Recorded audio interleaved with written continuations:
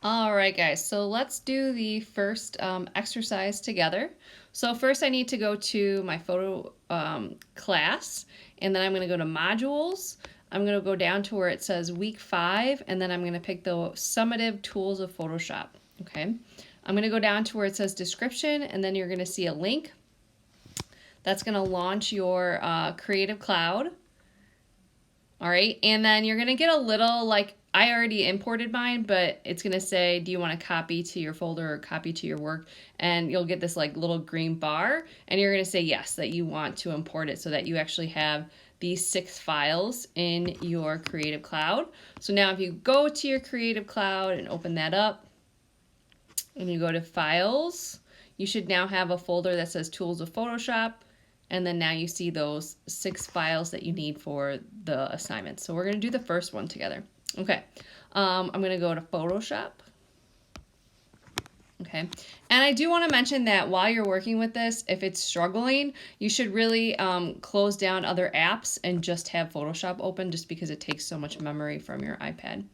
All right, so I actually already have the tool selected. It looks like a Band-Aid with like a dotted circle behind it. So I'm gonna pick that, and that's the healing tool, okay?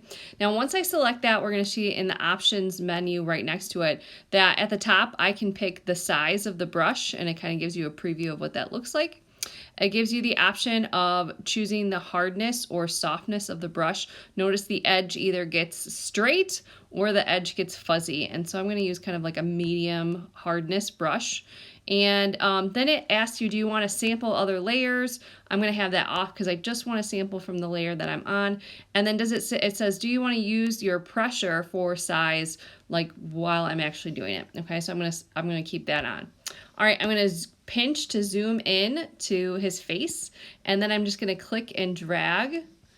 Okay, and I actually think that I'm going to use both my fingers and undo that because this is way too big. So I'm going to make it smaller. Okay, now let's try. Yeah, that's like much better. I don't need like a really huge brush for that. Ta-da!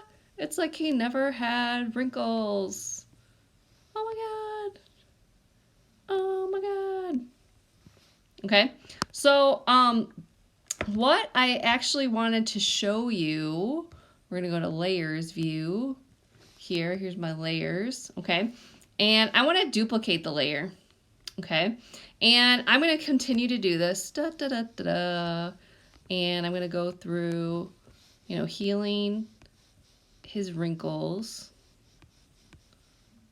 okay, and eventually it's gonna look really unnatural, okay? And usually with elder people who have lots of wrinkles, it looks unnatural once you've gotten rid of, all those. So what actually I do is after I do this, I come over here to that top layer that I just adjusted, and go over to the layers property, and I bring down the opacity.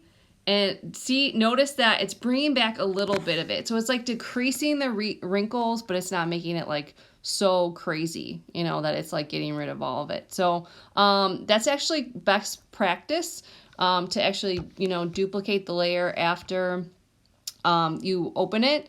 That also is like if you screw up so bad, you can just delete that original layer and then, that top layer, and then duplicate that original layer over again. Okay.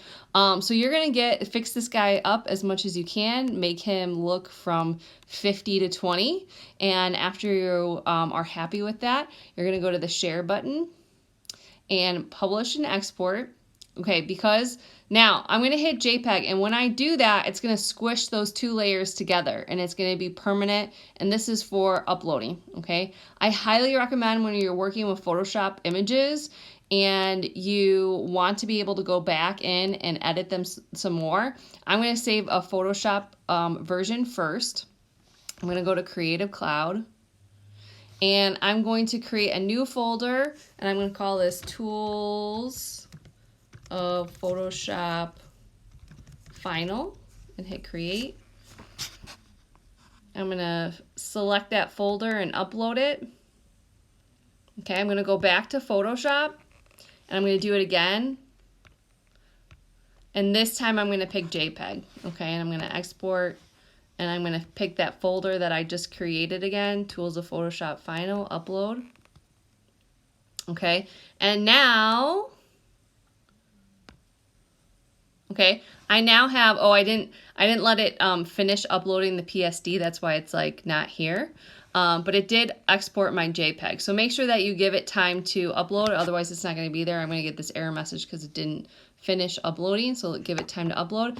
Now, if I ever needed to, I could go back to this Photoshop if I had actually let it load, and I'd still have the layers, okay? Versus this JPEG is just a squished, it's just squished layers, and you can't do anything with that. So I really want to specify that in this exercise.